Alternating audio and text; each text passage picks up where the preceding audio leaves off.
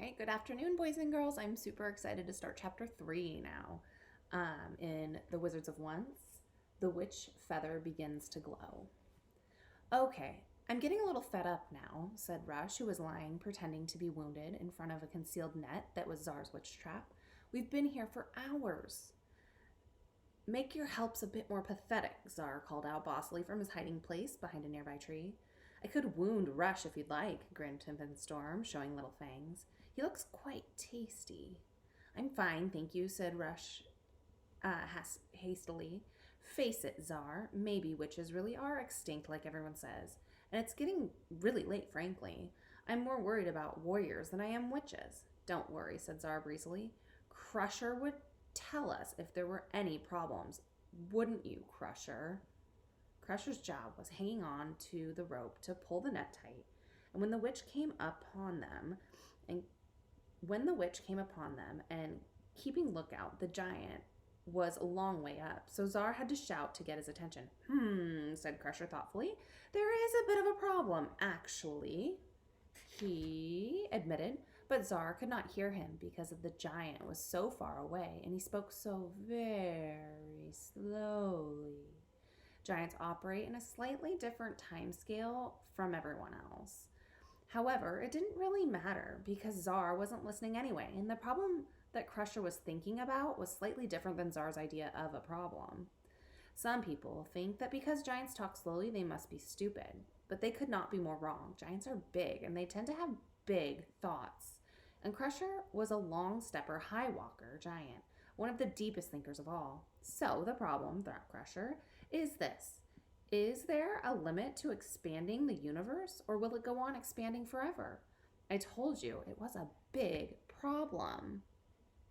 If space is infinite and stars are infinite, thought Crusher, doesn't that mean that there must also be an infinite number of Crushers out there? How is that possible, and what are the implications of that? Which was all very interesting, but unfortunately, it did mean that although Crusher was vaguely holding on to the rope, his mind was wandering among the stars, and therefore he was entirely unaware of any approaching danger. A long stepper, high walker giant does not make the ideal lookout. Just a little longer, Rush, whispered Czar, eyes bright. There are witches about, I'm sure. I can smell them. Czar closed his eyes and sniffed the air. Please, thought Czar, please, gods of the trees and the water. You don't know how hard it is growing up in a world full of magic when you have no magic of your own.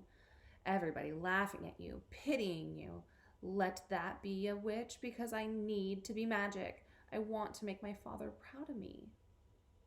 At that very moment, Czar's sprite sprang out of the darkness to rotate around Czar's head in a glowing, sprightly halo, eyes blazing red, suddenly hissing like a nest of wasps. Witches! Witches! Witches! I knew it, Czar said in excitement. Draw your wands, sprites. Get your bows ready. We're about to be attacked. No, we're not, sighed Heliotrope, who was now thoughtfully fed up with Czar and his mad schemes and wanted it to go home. Witches are extinct. Everyone knows that. But Rush, lying on the ground, felt the air all around him grow suddenly so cold that he shivered. Czar called down encouragingly, Don't move. Rush, you're doing brilliantly. You look very victim-like. The witches are really going to be fooled. Crusher, get ready now. Silence from above. Crusher! Yes, I think I've made a breakthrough, announced Crusher, thrusting his head down through the tree canopy with a snailish slowness in human time, but surprising quickness in giant time because Crusher was excited. I'm leaning toward the idea that space might be finite. Crusher, that's not important now. And I told you not to think deep thoughts, snapped Czar, for the process of a deep thought made the giant's head smoke and smolder like a forest fire. This meant that their exact location could be pinpointed from a considerable distance by, say, enemy warriors or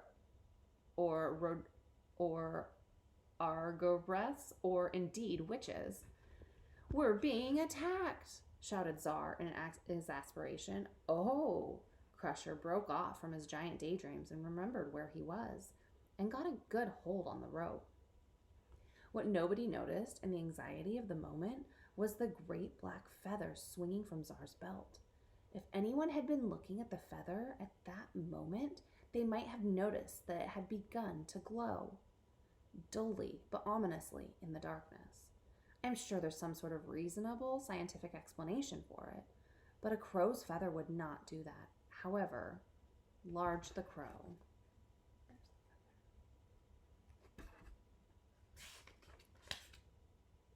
Chapter 4 is next.